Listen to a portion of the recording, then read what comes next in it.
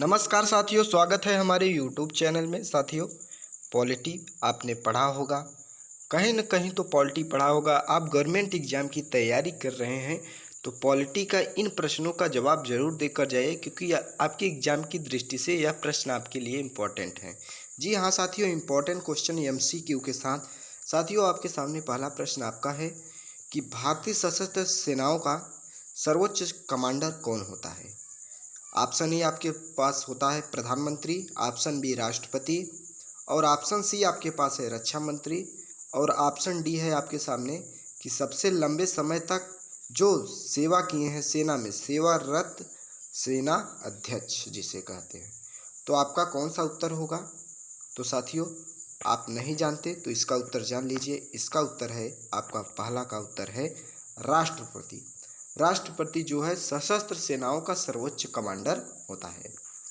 साथियों, आपके सामने आपका दूसरा प्रश्न आता हुआ नजर आ रहा होगा कि भारतीय संविधान का कौन सा अनुच्छेद राष्ट्रपति के पद के लिए पुनः निर्वाचन की योग्यता निर्धारित करता है। आपके सामने ऑप्शन दिए गए हैं अनुच्छेद 52, अनुच्छेद 54, अनुच्छेद 57, और यहाँ पर एक ऑप्शन रिपीट हो गया। तो ऑप्शन इसी में से आप बताइए आपका कौन सा उत्तर है। तो साथियों, आपने जरूर चूज कर लिया होगा, तो नहीं चूज किया है तो आपका उत्तर हो जाएगा अनुच्छेद 57, जो कि राष्ट्रपति के पद के लिए पुनः निर्वाचन की योग्यता निर्धारित करता है।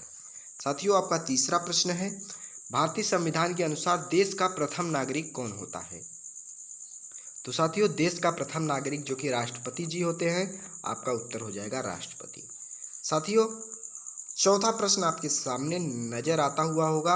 आप कमेंट में कितना क्वेश्चंस किए जरूर बताइएगा। आज की इस वीडियो में हम 10 से 15 क्वेश्चंस को एक्सप्लेन करने वाले हैं, और कई वीडियो हमारे चैनल पर इसी तरह क्वेश्चंस का अपलोड है, प्लेलिस्ट बनी हुई, जाकर आप देख सकते हैं पॉलिटी के ये सब MCQ।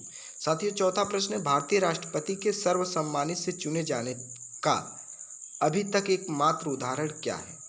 तो नीलम संजीव रेड्डी जी हैं, या डॉक्टर जाकिर हुसैन, या डॉक्टर S राधाकृष्णन, या डॉक्टर राजेंद्र प्रसाद। प्रश्न एक बार फिर से सुनिए कि भारतीय राष्ट्रपति के सर्वसम्मत से चुने जाने का अभी तक एकमात्र उदाहरण कौन है। तो साथियों, आपका उत्तर हो जाएगा नीलम संजीव रेड्डी जी हैं। उदाहरण के तौर पर आपके सामने आपका पांचवा प्रश्न है कि संघ की कार्यपालिका शक्ति किसमें निहित होती है। तो संघ की कार्यपालिका शक्ति किसमें निहित होती है? संसद में निहित होती है, या मंत्रिपरिषद में निहित होती है, या राष्ट्रपति में निहित होती है, या प्रधानमंत्री में होती है। तो साथियों, संघ की कार्यपालिका की शक्ति जो कि ऑप्शन नंबर सी राष्ट्रपति में निहित होती है, और राष्ट्रपति में निहित सिर्फ नाम मात्र के लिए होती है, और जो असली पावर होती है वह प्रधानमंत्री में होती है। जी हाँ साथियों, पांचवा प्रश्न हो गया आपका। छठवां प्रश्न आपके सामने है साथियों कि भारत के राष्ट्रपति को उनके पद से कौन हटा सकता है। तो लोकसभा या संसद हटा सकती है, या भारत के मुख्य न्यायाधीश, या भारत के प्रधानमंत्री। तो साथियों, भारत के राष्ट्रपति को उनके पद से जो कि तुम्हारा कौन हटा सकता है, संसद हटा सकती है। क्यों? संसद में क्या होता है, संसद में लोकसभा और राज्यसभा के ज़्यादा बहुमत से इन पर महाभियोग लगाकर राष्ट्रपति को हटाया जा सकता है। साथियों, सातवां प्रश्न आपके सामने है कि भारत में कार्यपालिका का अध्यक्ष कौन होता है। भारत सरकार का मुख्य सचिव, या विरोधी दल का नेता, या प्रधानमंत्री, या राष्ट्रपति। तो साथियों, भारत में कार्यपालिका का अध्यक्ष जो कि तुम्हारा राष्ट्रपति होता है, सिर्फ नाम मात्र के लिए। और काम कौन करते हैं इस पर, जो कि शक्ति किसके पास है, प्रधानमंत्री के पास। साथियों, आठवां प्रश्न आपके सामने है कि राष्ट्रपति संघ सरकार का कोई भी कार्य निम्नलिखित में से किस प्रकार से राज्य सरकार सौंप सकते हैं। यानी कि राष्ट्रपति संघ सरकार का कोई भी कार्य निम्नलिखित में से ऑप्शन दिए गए हैं, किस प्रकार से राज्य सरकार को सौंप सकते हैं। तो साथियों, आपके पास 4 ऑप्शन दिए गए हैं। आपका पहला ऑप्शन है कि अपने विवेक से, या भारत के मुख्य न्यायाधीश के परामर्श से, या राज्य सरकार से परामर्श करके, या राज्य के राज्यपाल को परामर्श करके। तो साथियों, इसका सही उत्तर हो जाएगा ऑप्शन नंबर सी, राज्य सरकार से परामर्श करके। साथियों, आपका 9वां प्रश्न कि भारत के चौथे राष्ट्रपति कौन थे?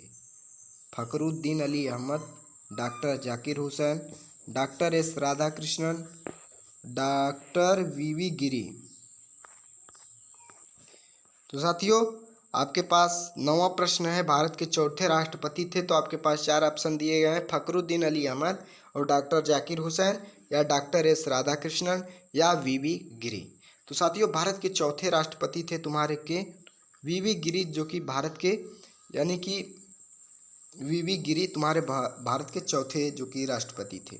आपका 10वां प्रश्न, आज का लास्ट प्रश्न साथियों, लोकसभा द्वारा पारित विधेयक यदि राष्ट्रपति लोकसभा को पुनर्विचार के लिए लौटाता है और लोकसभा उसे पूर्ववत पास करके राष्ट्रपति के पास भेज देती है, तो राष्ट्रपति विधेयक को सुप्रीम कोर्ट की अनुमति लेगा या अनुमति देगा या पुनः स्पष्टीकरण का मांग सकता है या पुनः लौटा सकता है।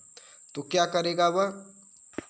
ऑप्शन नंबर बी, अनुमति देगा। एक बार प्रश्न को फिर से पढ़िए कि लोकसभा द्वारा पारित विधेयक यदि राष्ट्रपति लोकसभा को पुनर्विचार के लिए लौटाता है और लोकसभा उसे पूर्ववत पास करके राष्ट्रपति के पास भेज देती है, तो राष्ट्रपति के विधेयक को क्या देगा? अनुमति देगा।